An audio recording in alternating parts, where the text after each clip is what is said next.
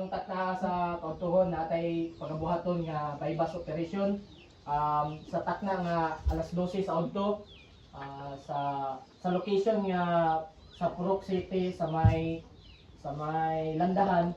Ang atong agent na makigmeet sila sa ang atong agent makigmeet sa subject. Ang subject nagdala og kuan kanang kanang droga.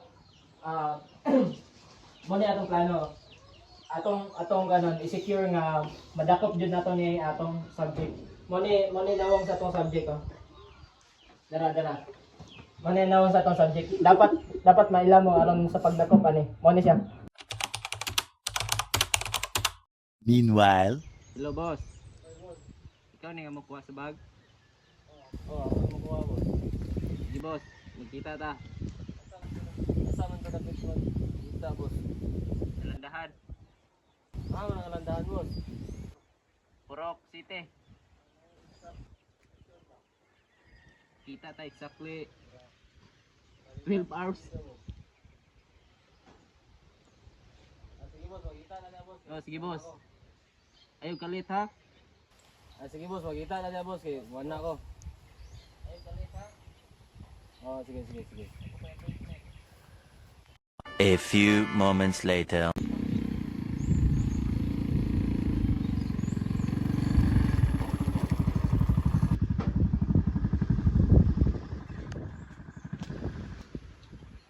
Boss, ikaw na boss. Oh, kuni. Sige, walang tao, boss.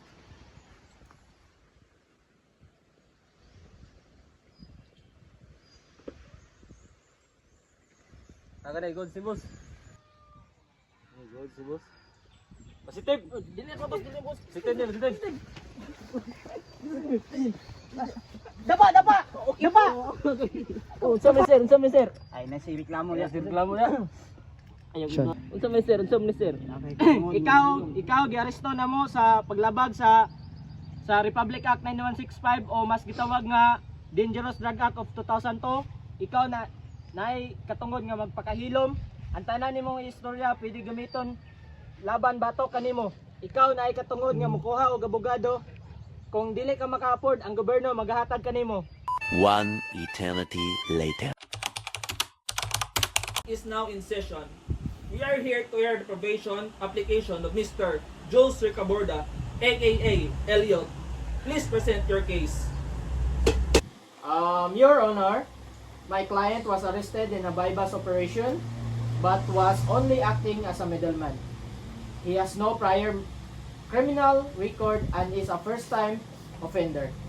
His charge carries a sentence of less than 6 years, making him eligible for probation. He has waived his right to appeal and filed his application within the required 15 days period. Your Honor, while the defendant was caught in a bypass operation, we acknowledge that he was a non-violent offender and had no significant role in drug distribution. However, we request a thorough post-sentence investigation before making a decision. Very well. I order a post-sentence investigation to assess the defendant's background and rehabilitation potential. The probation officer will conduct interviews and submit a report.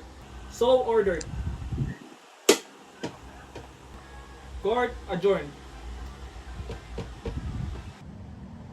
Jules, aka Elliot, gusto ko masayad sa imong background. Anong na-appeal mo ka sa bypass commission?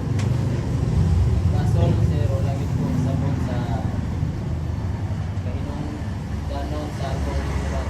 Pagkinahanglan lang ko kwarta niya. Sagot ko na yakon ko package nga wala ko palo nga droga dahil sayo ko ito. Okay, nasabtan ako. Nya unsay mong plano ug mahatagan kag probisyon?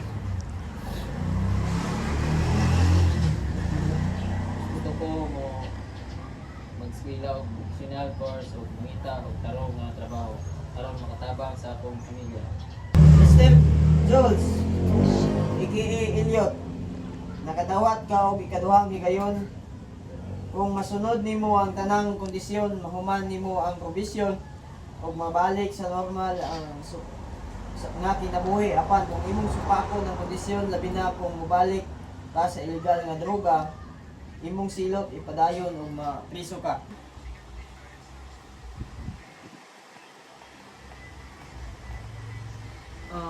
After reviewing the report, probation office report, I find that Jules Ricaborda is remorseful, has no prior criminal record, and has strong family support. The court grants his probation under the following conditions. He must report regularly to his probation officer. He must complete a rehabilitation program. He must perform 100 hours of community service. He must not associate with non-drug offenders. Session adjourned.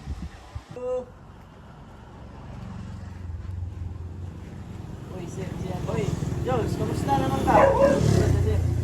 Dili lang, gusto kumusta si mga karon kaya kadawat naman ka, iluwang gayon. Kung musunod lang ka sa mga kondisyon ug himuon nimo tanan ang mga kung dili mo supako ng mga kondisyon, sabi niya kung mubalik sa illegal nga droga, imong silot magpadayon, magpiso ka.